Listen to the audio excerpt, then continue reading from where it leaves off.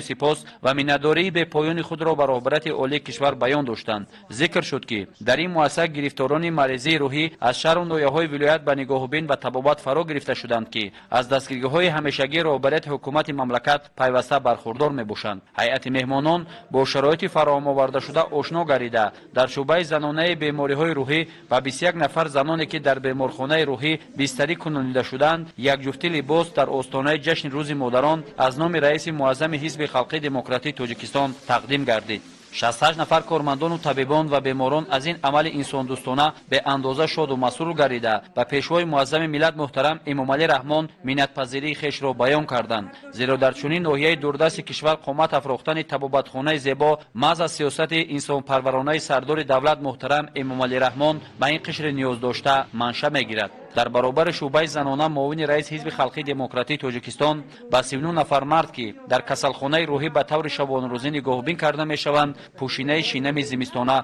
تقدیم نمودند که باعث خرسندی دردمندان شد. قید نمودند که بعد به استفاده دادن بینا همه مشکلات حل خود را یافته در فصل زمستان کتهای مریضان گرم و با 3 وقت خوراک تامین میباشند. بعد رسانید